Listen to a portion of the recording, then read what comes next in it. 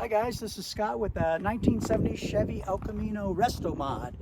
This is the video series. This is chapter 2. We're going to talk about the exterior, the body, the paint, the origination, some of the decals, some of the artwork I've done, tires, wheels, exterior trim. And so let's take a closer look. I want to start off with the exterior color. So the color, I get a lot of compliments about this. This is Toyota Cement, and it's got black trim. That's the color commonly found on the Tacomas and the 4Runners from 2017. I think they continue that color. It might still have it today, but I think in 23 or 24 they may have stopped the production on it. One of the reasons I really love this color, it really popped to me, it's kind of more sinister and mean looking. It's got the Los Angeles Raiders colors, of course, which are always mean and vicious, and they're known for that mentality. And I also wanted a color that I could go to the shop or go to a paint store and buy a replacement color. I wanted to try to get 10 years out of this paint job. I knew I'd have some nicks. I do a lot of work. When I painted the car, there was a lot of stuff that was unfinished on the car. So I wanted to have a color that I can get some standard touch-up paint, or if I have to replace the hood, I can just go somewhere and have them paint that hood and put it back on myself. All right, so that's the color. The original color of this car, I want to talk a little bit about it. It was a Nassau blue, two-tone, blue that my father-in-law painted himself at the Air Force Base using a one-stage paint.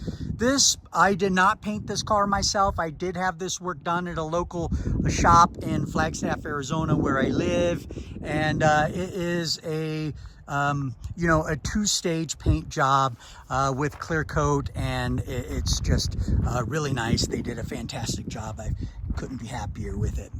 And some of the things that you'll notice is this car is badgeless. Everybody knows what a 70 El Camino looks like. There's no reason to introduce it. So I wanted that clean, streamlined look. This car also has all black trim. I am not a fan of chrome, never have been. So you'll notice some of these touches here. Black powder coated bumpers. All of the trim work is black and powder coated. I didn't start that way. I actually started with spray can painting because I didn't know if I would like that color combination. But I loved it, and this car was painted in 2020, October of 2020. So it's been 5 years now, and just this past year, I had all the powder coating done. I was starting to take a lot of chips, nicks, and road debris, especially on the front and in that bumper itself. So I did, this year, went ahead and got that taken care of. I also smoked all the lenses to continue that black theme. I removed the 350 badge, which is typically seen on the side of the car here on that fender. All the chrome around the window trim, all of that was removed. The two-tone had a trim that went around, and of course, wheel wells also had that chrome trim. There was chrome trim on that back tailgate. There's a centerpiece that went across, and it said Chevrolet. Again, I wanted all of this stuff removed to give that nice, sleek appearance. I didn't want shaved handles. I didn't want the complication there, but I did recently upgrade this year in 2025 to the Ring Brothers handles, which came out fantastic. These are not direct fit. They'll even tell you that they don't fit certain cars, and the El Camino was one of those that it may not fit. And what they meant by that is inside the striker pin on the original is long and curved down, so it hits that striker plate. This one has a shorter pin, and it just kind of misses that plate and doesn't engage that well. So what I did, rather than modifying the pin, is on that striker plate inside, I added a 1/4 inch steel plate that I use steel stick. And I attached that to bring the striker plate out to the locking mechanism, and now it works perfectly. So little mods like that. I also wanted to update the mirrors. These are Ring Brothers as well, anodized. And you can see the position is the original position, which is not ideal. I really don't like it out this far. It really should be located over here. That's going to be a future project. But what you notice that's different in this car, more like the Chevelles,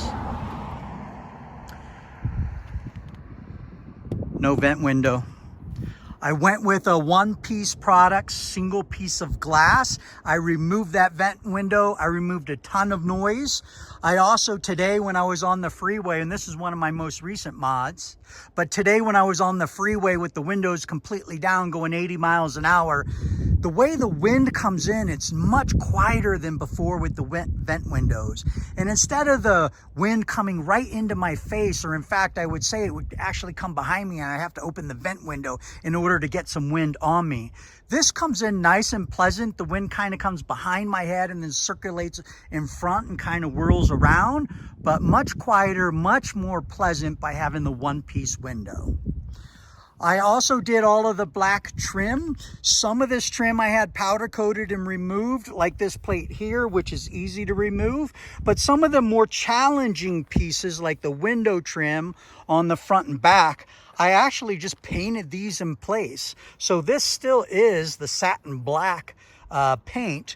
That's a lot harder to remove, and I didn't want to risk that. But I did have powder coating done on all of these trim pieces, which are much easier. The rear bumper, you can see that I smoked out tail light lenses, smoked out the reverse light lenses, and even smoked out those reflectors down towards the bottom. I do have a reverse camera and a black 3-inch double wall muffler tips. And so this kind of is a good overview of the exterior.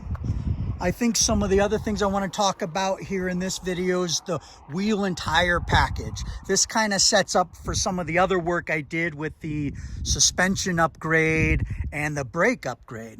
But let's talk wheels and tires. I did a lot of research, and what I found was that many people are going to the Nittos. These are the Nitto, I think it is the NT 555 G2s. And I'm running 17-inch wheels. I wanted those in order to get the larger brakes on. I wanted something that was somewhat period correct and black. These wheels were actually, if we look at them, these are American Racing wheels. And they were actually two-tone. This is the original black, and it had a silver rim.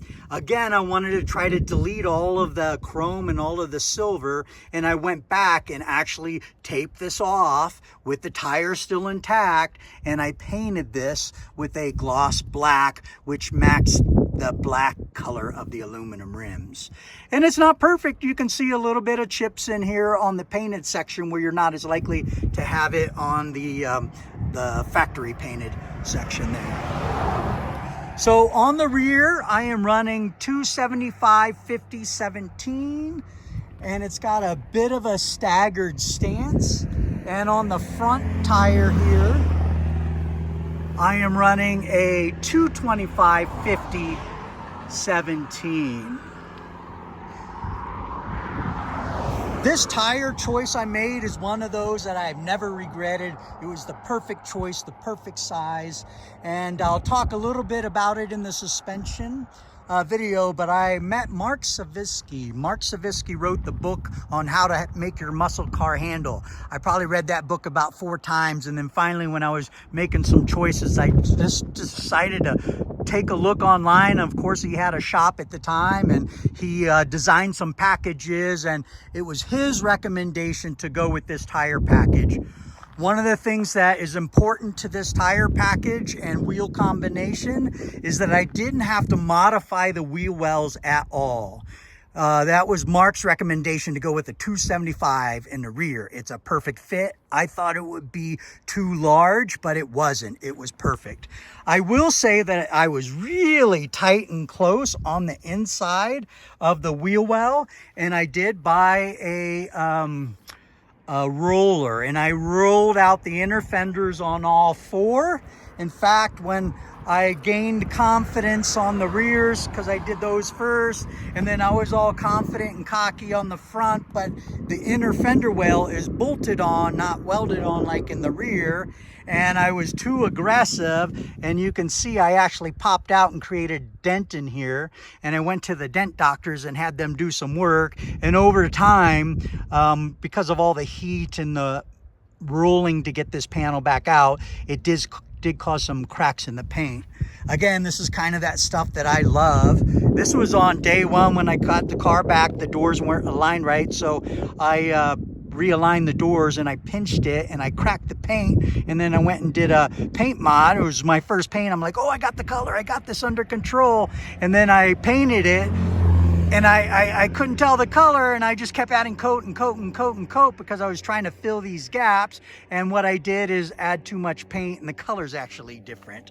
So little things like that that show the love that I have for this car. And these are the errors that you get with customer built, do-it-yourself type of projects. But that's what makes this car special.